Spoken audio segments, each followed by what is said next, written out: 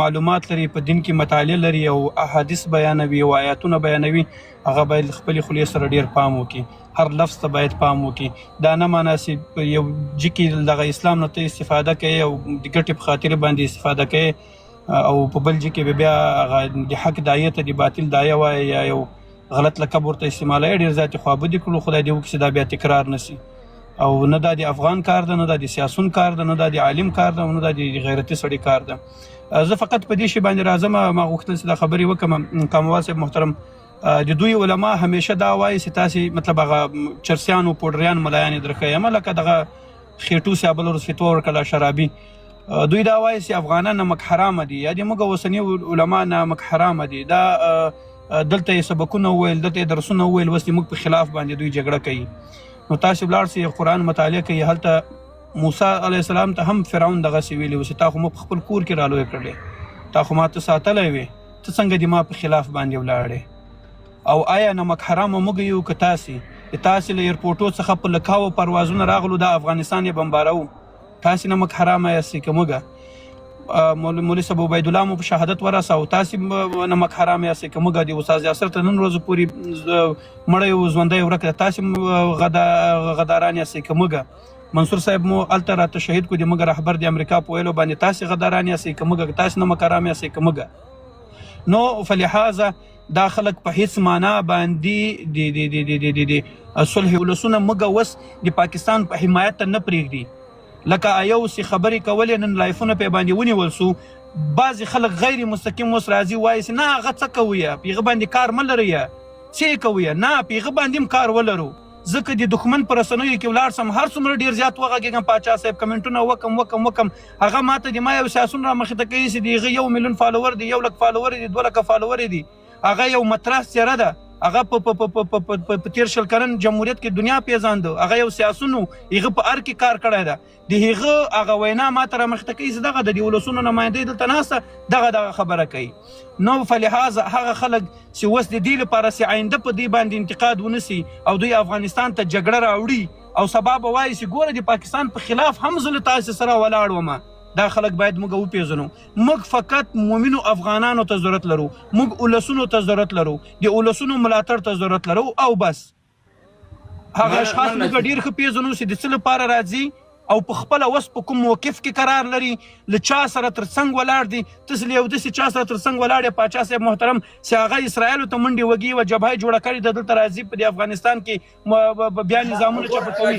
دا حقایق دي پاچا کاموال صاحب. خیر دی، ما خبره ته رد کړه، دا محمد صاحب هغه پخوانۍ خبرې د پخوا سره پاتې دي.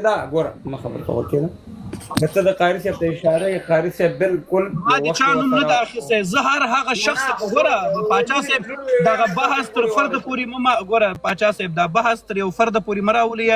هر هغه څوک پوهېږي لاندې ولس په دې باندې پوهېږي. زه په اشخاصو خبرې نه کوم، زه په عموم کې خبره کوم فقط او خلاص.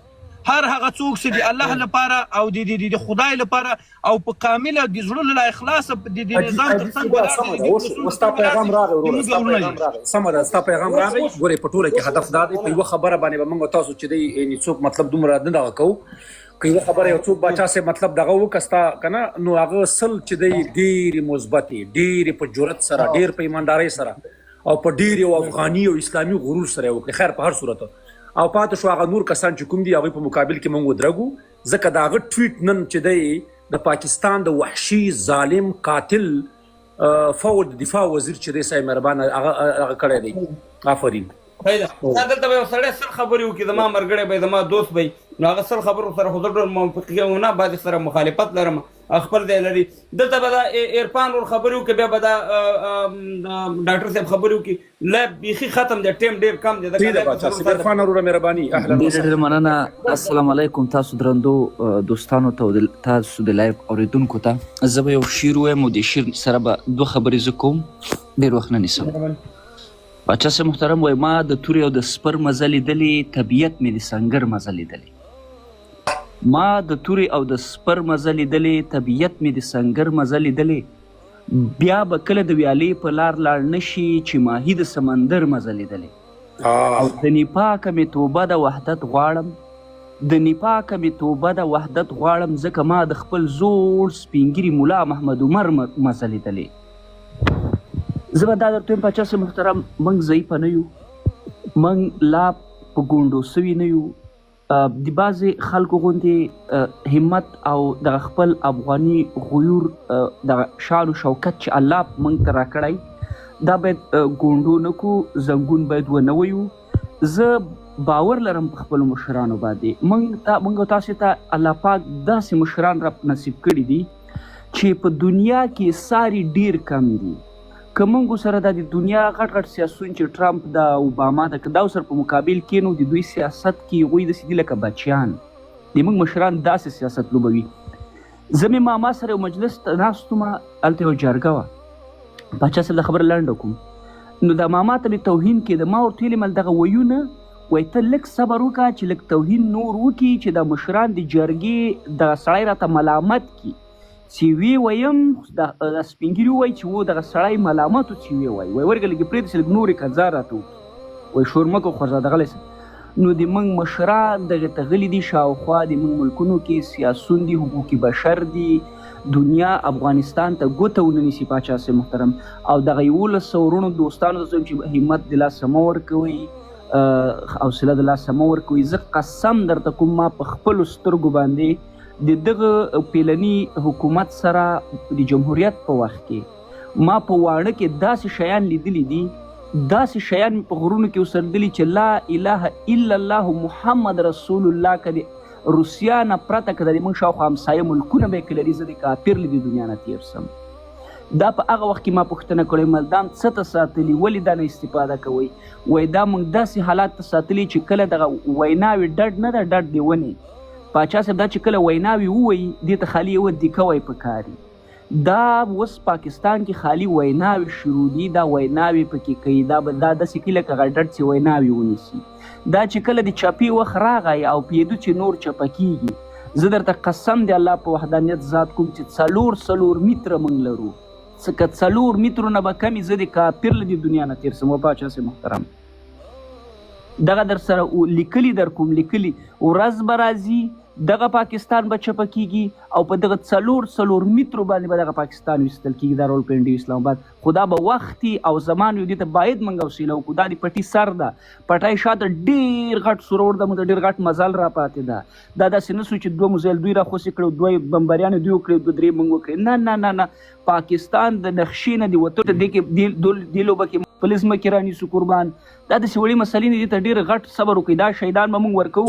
عرفان اور ډېره زیاته مدد در راوسات الله در راوسات.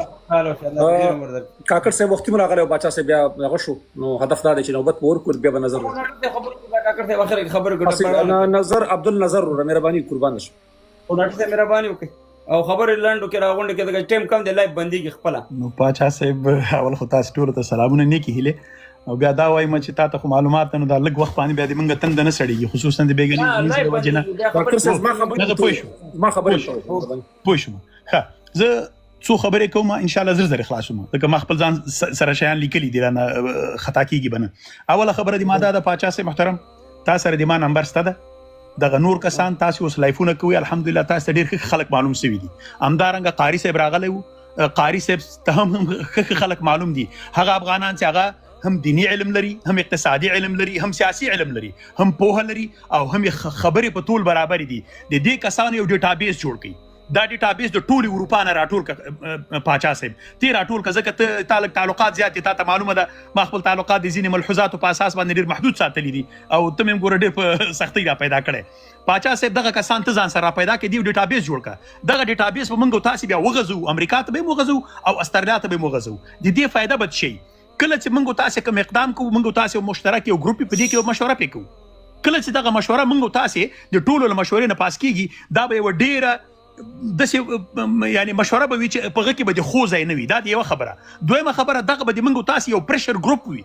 دا پریشر ګروپ موږ تاسو کولای شو چې حتی په داخل کې موږ په دغه خپل شرعي اسلامي نظام باندې فشار راولو، دوی سره هم خبره وکړو. دا خبره په چوکۍ کې نه هم د شریعت پر رڼا کې، هم د اصول او د عرف پر رڼا کې. ما خبرې به تاسو سره په دا لایف کې داسې کوم چې ټول خلک یې واوري. پاچا صاحب تاسو سره بیا په شخصي کې په دې باندې بحث کوم. دا د ما یو موضوع ده.